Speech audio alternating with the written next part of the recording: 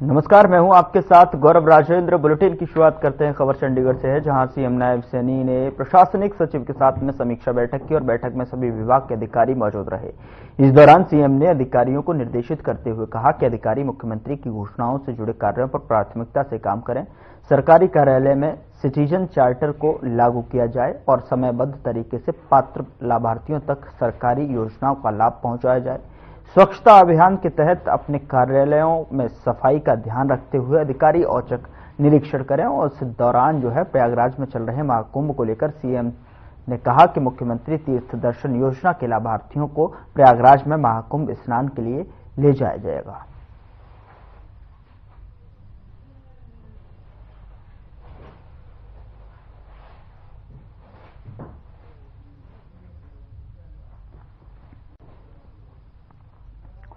उधर चंडीगढ़ में सीएम नायब सैनी ने एक के बाद एक कई बैठकें की हैं। सीएम ने पहले प्रशासनिक सचिवों के साथ में बैठक जिसमें 100 दिन के रोड मैप पर चर्चा हुई।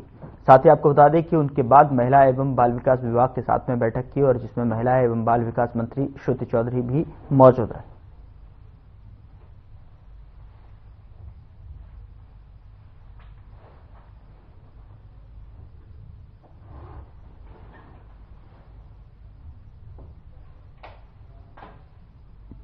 उधर चंडीगढ़ में 23 जनवरी को हरियाणा कैबिनेट की बैठक होगी, जिसकी अध्यक्षता सीएम नायब सैनी करेंगे। ये बैठक सुबह 11 बजे हरियाणा सचिवालय में होगी। उम्मीद की जा रही है कि बैठक में विधानसभा के बजट सत्र पर मुहर लगाई जा सकती है।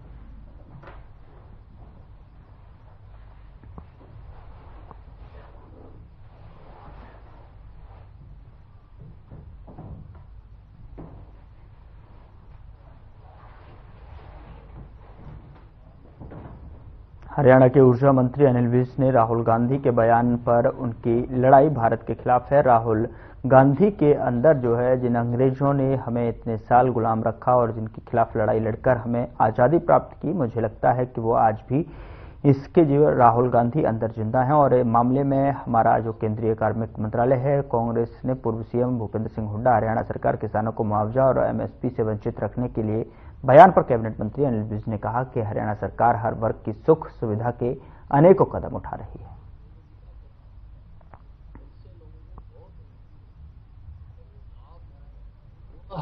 इसीलिए लोगों ने हमारी सरकार को दोबारा बनाया। हरियाणा सरकार हर वर्ग की सुख सुविधा के लिए अनेकों कदम उठा रही है और टेक्नोलॉजी का भी सहारा ले रही है। आज टेक्नोलॉजी का जमाना है और इससे लोगों को बहुत लाभ हो रहा है और वो लाभ हुआ है, इसीलिए लोगों ने हमारी सरकार को दोबारा बनाया। हरियाणा सरकार हर वर्ग की सुख सुविधा के लिए अनेकों कदम उठा रही है और टेक्नोलॉजी का भी सहारा ले रही है। आज टेक्नोलॉजी का जमाना है और इससे लोगों को बहुत लाभ हो रहा है और वो लाभ हुआ है, इसीलिए लोगों ने हमारी सरकार को दोबारा बनाया। हरियाणा सरकार हर वर्ग की सुख सुविधा के लिए अनेकों कदम उठा रही है और टेक्नोलॉजी का भी सहारा ले रही है। आज टेक्नोलॉजी का जमाना है और इससे लोगों को बहुत लाभ हो रहा है और वो लाभ हुआ है, इसीलिए लोगों ने हमारी सरकार। बड़ी खबर का रुख करते हैं। चंडीगढ़ से बड़ी खबर मिल रही है, जहां पर 1 साल और लागू रहेगा एफएसए। 31 मार्च 2026 तक एफएसए लागू रहेगा। तो बड़ी खबर आप तक पहुंचा रहा है चंडीगढ़ से। 31 दिसंबर 2024 को हो रही थी अवधि खत्म। बिजली विभाग ने नया आदेश जारी किया है। बिजली उपभोग पर देना होगा एफएसए। वर्तमान में 47 पैसे प्रति यूनिट है दर। उपभोक्ताओं से लिया जा रहा है 47 पैसे एफएसए। तो बड़ी खबर आप तक पहुंचा रहे हैं। 1 साल और लागू रहेगा एफएसए। 31 मार्च 2026 तक अवधि जो है इसकी बढ़ाई गई है। 31 दिसंबर 2024 को खत्म हो रही थी, बढ़ाकर इसको जो है अपडेट किया गया है। बड़ी खबर चंडीगढ़ से आप तक पहुंचा रहे हैं। 1 साल एफएसए लागू रहेगा। 31 मार्च 2024 तक जो है इसको बढ़ा दिया गया है। 31 दिसंबर 2024 को अवधि खत्म हो रही थी। वर्तमान में 47 पैसे यूनिट पर जो है एफएसए दिया जा रहा है। तो अब इसकी अवधि बढ़ाकर 31 मार्च 2026 तक कर दी है।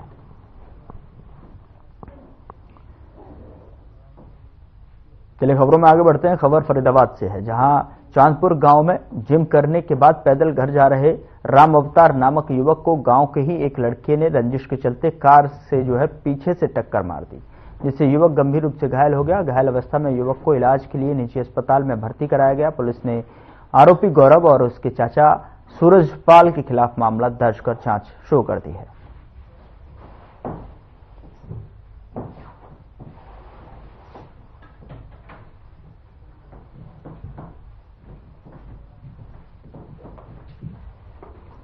फतेहाबाद के टोहाना में दिव्यांग भाई की बेरहमी से गला काटकर हत्या करने के दोषी भाई को फतेहाबाद जिला एवं सत्र न्यायाधीश दीपक अग्रवाल की अदालत ने फांसी की सजा सुनाई है।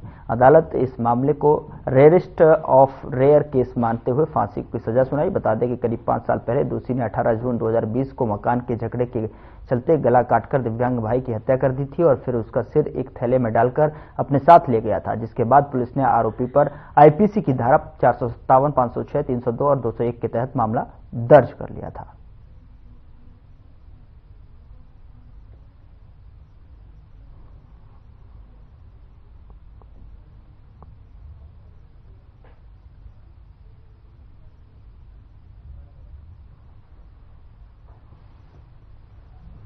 माननीय अदालत श्री दीपक अग्रवाल माननीय जिला एवं सत्र न्यायाधीश फतेहाबाद द्वारा आज मुकदमा नंबर 262 दिनांक 18/6/2020 धारा 302, 201, 380, 457 व 506 आईपीसी थाना शहर टोहाना में आरोपी अशोक कुमार वासी टोहाना को फांसी की सजा सुनाई है। अभियोजन पक्ष की तरफ से मुकदमे की पैरवी अरुण कुमार बंसल उप जिला न्यायवादी ने की, जिसमें दोषी अशोक कुमार पर आरोप लगाया गया कि उसने रंजिशवश अपने विकलांग भाई दीपक की तेजधार हथियार से गर्दन काटकर गर्दन को थैले में रखकर अपने साथ ले गया। जो दौरान तफ्तीश पुलिस ने मृतक की गर्दन में अन्य सामान बरामद किया।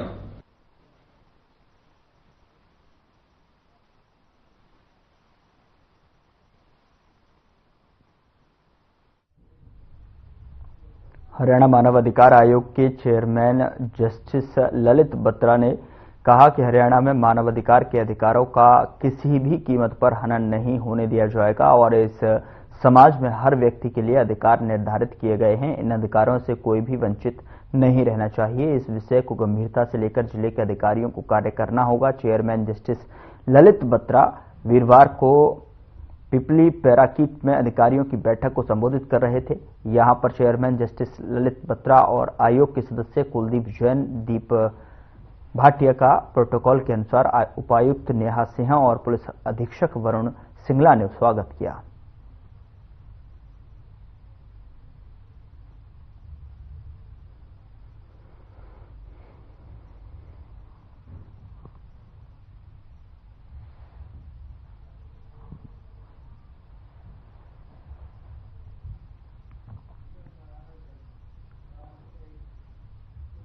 उधर चरखी दादरी शहर में वीरवार को रेड क्रॉस सोसाइटी द्वारा कंबल वितरण समारोह का आयोजन किया गया, जिसमें दादरी एसडीएम नवीन कुमार, नगराधीश आशीष सांगवान और रेड क्रॉस सोसाइटी सचिव बलवान सिंह ने शिरकत की।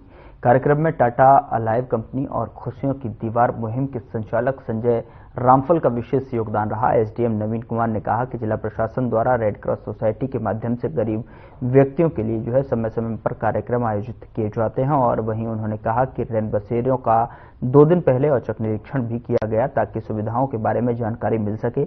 आमजन से अपील करते हुए कहा कि अपने आसपास गरीब व्यक्तियों की मदद करें ताकि सर्दी से बचाव किया जा सके।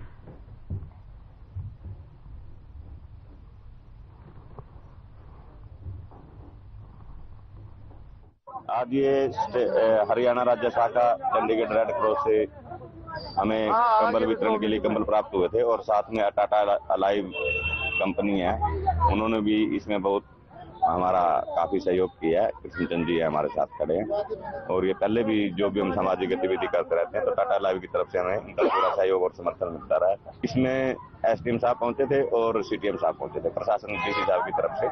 आज ये गरीबों को कंबल बांटने का था जोरबा एसोसिएट की तरफ से और हमारे साथ संजीव सांगवान जी हैं टाटा एआई लाइफ के ब्रांच मैनेजर, और मेरे मित्र टाटा में ही हैं अपने बंटी जी। तो हम चाह रहे थे कि दादरी में जो लेबर है या गरीब तबके के लोग हैं, हमारे रेड क्रॉस सेक्रेटरी के माध्यम से हमने प्लान किया था कि भाई जो भी जरूरतमंद लोग हैं उनको ठंड के मौसम में कंबल बांटे जाए। तो उसी संदर्भ में आज हमने कुछ जरूरतमंद लोगों को कंबल बांटे। प्रशासन की तरफ से हमने रैन बसेरे बनाए हुए हैं। हमने रेड क्रॉस ने अपना एक अलग रैन बसेरा बनाया हुआ। इसके अतिरिक्त हमारे जो म्युनिसिपल काउंसिल है उन्होंने भी अपना एक रैन बसेरा बनाया हुआ है। और हमने 2 दिन पहले भी रात में आज रेड क्रॉस के द्वारा और प्रशासन के द्वारा कंबल वितरण किया गया खुशियों की दीवार पे। और जो तमाम जरूरतमंद लोग थे उनके आधार पर ही कंबल दिए गए हैं, जिनको बिल्कुल ही नीडी लोग थे उनको जी। तो ये है कि अब सर्द मौसम में पड़ रहा है, तो हम एक कंबल में अपना सर्दी नहीं गुजार रहे, ये तो खेतों में पड़े हैं। उधर भवानीखेड़ा पौष इलाके के पार्कों की हालत दयनीय बनी हुई है।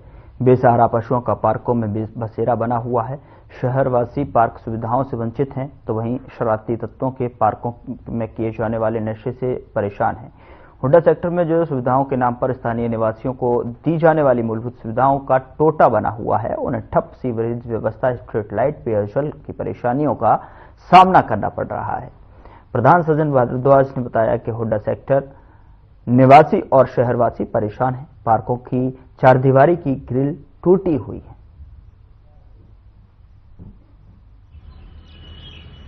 लोगों ने अपनी पूरा जीवन की कमाई इस हुड्डा में प्लाट खरीद के लगा रखी है। अरे भवानीखेड़ा गांव में एक यही रिहायशी कॉलोनी है जिसमें काम होने चाहिए थे। भवानीखेड़ा गांव की शोभा और शान है ये। वही हुड्डा सेक्टर भवानीखेड़ा में है, परंतु यहाँ मूलभूत सुविधाओं का टोटा है। जैसे आप देखोगे, क्योंकि ये 3-4 पहले हुड्डा में थी ये कॉलोनी, उसके बाद ये कमेटी को दे दी गई। कमेटी ने इसको फिर दोबारा हुड्डा को हैंडओवर कर दिया। इस कारण जब भी कागज को सिरे चढ़े है उस पहला इसका फेर बदल हो जाता है। इस कारण प्रशासन भी मजबूर था। हमने शिकायतें भी लिखी हैं। प्रशासन, कौन सा प्रशासन के पास जावा, कमेटी के पास जाएं या हुड्डा के पास जाएं। उधर जुलाना में कोहरे का कहर देखने को मिला है। बुधवार को देर शाम राजगढ़ गांव के पास 2 बाइकों की आमने सामने से टक्कर हो गई और राहगीरों ने दोनों को जुलाना के सामुदायिक स्वास्थ्य केंद्र में भेजा, जहां से उसकी गंभीर अवस्था को देखते हुए रोहतक पीजीआई ले जाया गया, जहां पर चिकित्सकों ने उसे मृत घोषित कर दिया। जुलाना थाना प्रभारी मुरारी ने बताया कि करेला झमोला रोड पर 2 बाइकों की टक्कर हुई थी। डायल 112 की मदद से घायलों को रोहतक पीजीआई रेफर कर दिया गया। पुलिस को सूचना मिली कि नियमानुसार कार्रवाई अमल में लाई जा रही है।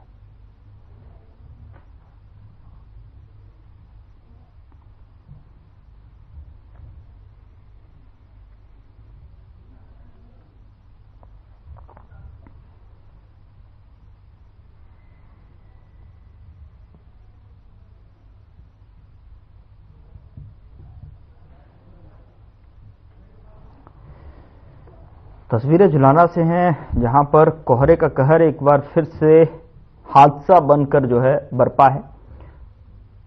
ये हादसा, जो तस्वीरें हैं वो जुलाना से हैं, जहां पर आमने सामने की टक्कर में जो है क्षतिग्रस्त हुई हैं।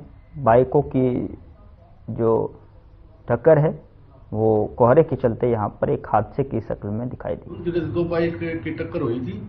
ये अपने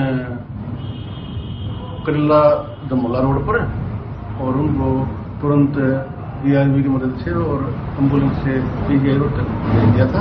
रुका आया है, नियमानुसार कार्रवाई लाई जा रही है।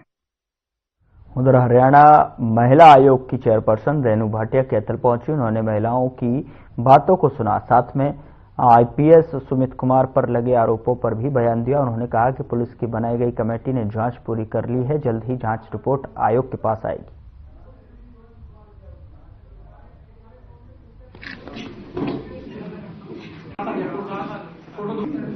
कैथल का दौरा है वो एक रूटीन दौरा है, जैसा कि हम हर 4 से 6 महीने में किसी ना किसी जिले में हेयरिंग सेशन रखते हैं। तो कैथल में ये हमारी तीसरी विजिट है इन 3 सालों में। आज हमारे पास लगभग 25 केस हैं क्योंकि अब हमने ये तय किया कि जिस जिले में हम जा रहे हैं तो उसके आसपास के 2 जिलों के भी 4-6 केसेस ले लेंगे, ताकि नजदीक की वजह से लोगों को बेनिफिट हो। तो आज के 25 केसों में 16 केस कैथल के हैं, कुछ गुरुग्राम के, कुरुक्षेत्र के, फतेहाबाद के, यमुनानगर के, रोहतक के, करनाल के, अंबाला के हैं। उधर महेंद्रगढ़ शहर के शंकर मार्केट में नगरपालिका की कार्रवाई के दौरान करीब 15 रेहड़ियां जब्त कर ली गई हैं और कई चालकों पर चालान काटा गया है। इस कार्रवाई से नाराज रेहड़ी चालकों ने नगरपालिका कार्यालय का घेराव कर सचिव से मुलाकात की और मुलाकात के बाद सचिव ने उनकी मांग मानते हुए जब्त की गई रेहड़ियों को छोड़ दिया। आपको बता दें कि इस दौरान रेहड़ी चालकों ने नगरपालिका प्रशासन पर बेवजह परेशान करने का आरोप भी लगाया।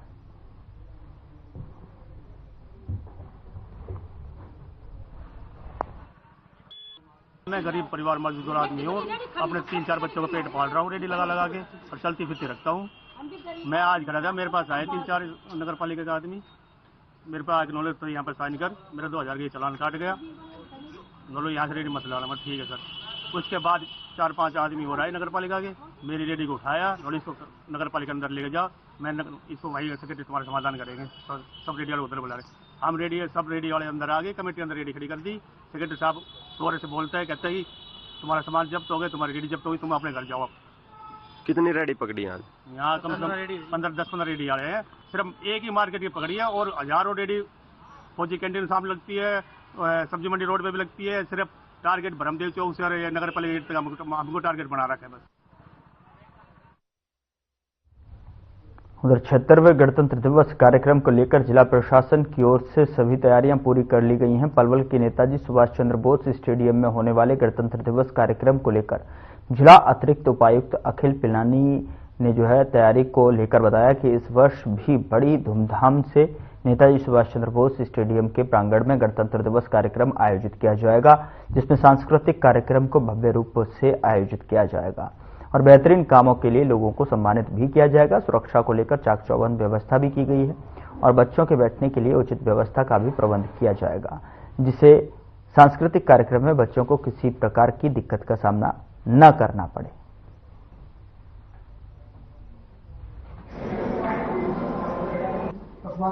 76वें गणतंत्र दिवस को लेकर तमाम तैयारियां प्रशासन की ओर से पूरी की जा चुकी हैं, जिसको लेकर तैयारियों को लेकर किस तरह से जो कार्यक्रम वहां पे आयोजित होगा, किस तरह से व्यवस्था होगी, क्या सुरक्षा के नियम होंगे, तमाम तैयारियों को लेकर आज हम पहुंचे हैं पलवल के अतिरिक्त उपायुक्त अखिल पिलानी जी के साथ मुलाकात करते हैं, उनसे बातचीत करते हैं कि तमाम तैयारियां किस तरह से की जा रही हैं और किस तरह से वहां पर व्यवस्था बनाई। सर नमस्कार। तो सबसे पहले तो आपका स्वागत है सर। 76वें गणतंत्र दिवस की ओर से पूरी तरह से तैयारियां आपकी की जा चुकी है और बड़े भव्य रूप से मनाने की तैयारी हो रही है, तो किस तरह से तैयारियां रहेंगी, क्या रूपरेखा रहेगी सर? जी, जैसा कि आप जानते हैं 76वां गणतंत्र दिवस समारोह मनाया जाएगा, तो ये हमारा नेताजी सुभाष चंद्र स्टेडियम है, वहां पर मनाया जाएगा और इसमें हर साल की तरह परेड होगी, इसमें सांस्कृतिक कार्यक्रम होंगे बच्चों के 2 तरह के, जैसे डंबल और पीटी जैसे एक्सरसाइजेज वाले, और कल्चरल प्रोग्राम्स रहेंगे। इसमें प्राइजेस दिए जाएंगे जो अच्छे कर्मचारी जिन्होंने काम किया है, और इसी के साथ साथ जो कल्चरल एक्टिविटीज बहुत ही भव्य रूप से मनाई जाएंगी।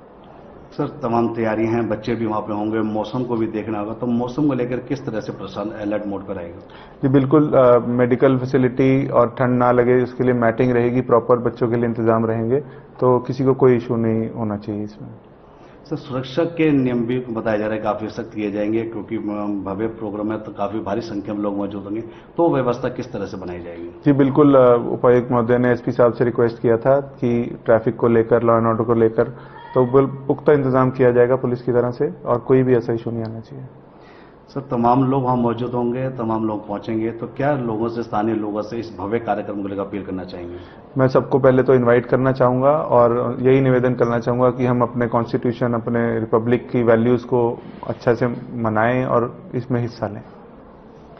तो ये थे मेरे साथ अतिरिक्त उपायुक्त अखिल पिलानी जी, जिन्होंने तमाम तैयारियों को लेकर बताया कि किस तरह से वहां पे कार्यक्रम आयोजित होगा और हर वर्ष की बात ही इस वर्ष भी कुछ हट के कार्यक्रम आयोजित किया जाएगा। तमाम सांस्कृतिक कार्यक्रम भी होंगे और मौके पर मुख्य अधिकारी भी मौजूद होंगे और मुख्य अधिकारियों के साथ मुख्य अतिथि का भी आगमन होगा। तमाम उन लोगों को भी सम्मानित किया जाएगा जिन लोगों को सम्मानित के लिए पहले से प्रशासन की ओर से चिन्हित किया गया। तो तमाम तैयारियों को लेकर जानकारी देते हुए बताया गया। कैमरामैन सतीश के साथ परवीन आहूजा, पलवल। अच्छा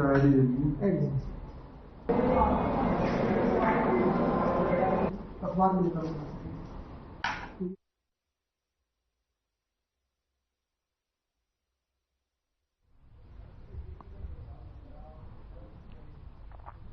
16 जनवरी से बच्चों के स्कूल खुल गए हैं। हालांकि ठंड अभी भी बरकरार है, लेकिन स्टूडेंट्स को स्कूल जाना होगा। बता दें कि 1 जनवरी से 15 जनवरी तक स्टूडेंट्स की छुट्टियां की गई थीं और अब दोबारा से स्कूल संचालित होंगे, लेकिन स्कूल लगातार धुंध और शीतलहर का प्रकोप जारी है। ऐसा लग रहा था कि शायद बढ़ती ठंड को देखते हुए सरकार स्कूलों की छुट्टियां आगे बढ़ाएगी, लेकिन सरकार की तरफ से अभी तक ऐसा कोई भी आदेश जारी नहीं किया गया। हालांकि स्कूल संचालकों ने स्कूल के समय में थोड़ा परिवर्तन किया है। स्कूल का समय आधा घंटा लेट कर दिया है।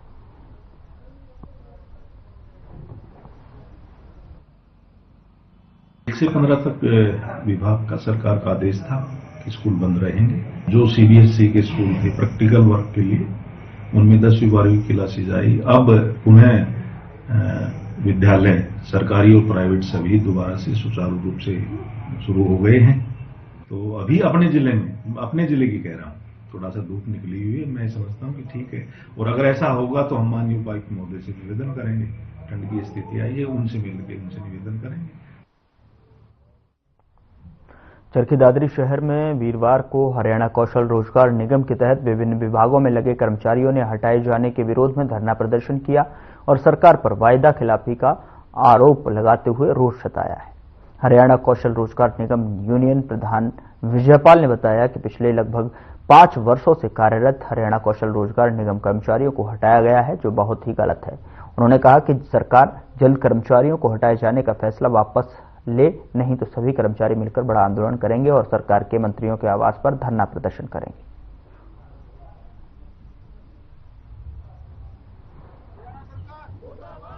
हमारे एसकेआन के साथी जो 4.5 साल पौने 5 साल से यहाँ पर लगातार जॉब कर रहे थे, उनको हटा दिया गया है और उनके समर्थन में हम लगातार 5-4 दिन से धरना प्रदर्शन पर यहाँ पर ऑफिस में दादरी ब्रांच में बैठे हुए हैं और गवर्नमेंट से यही गुहार है, अगर यहाँ पर सरप्लस हो गए हैं तो इनको दूसरे डिपार्टमेंट में शिफ्ट किया जाए। इनको बिल मांग ये है कि अब हमारे डिवीजन से कुछ बच्चों की नौकरी जा सकती है, उनके नोटिस लगा दिए गए हैं। 13 बच्चों की नौकरी खतरे में है, उनकी नौकरी नहीं जानी और किसी की भी पूरे हरियाणा में जो कौशल में लगे हुए हैं किसी भी कच्चे कर्मचारी नौकरी नहीं जानी चाहिए। ये धरना चल रहा है। फिलहाल बुलेटिन में इतना ही। नमस्कार।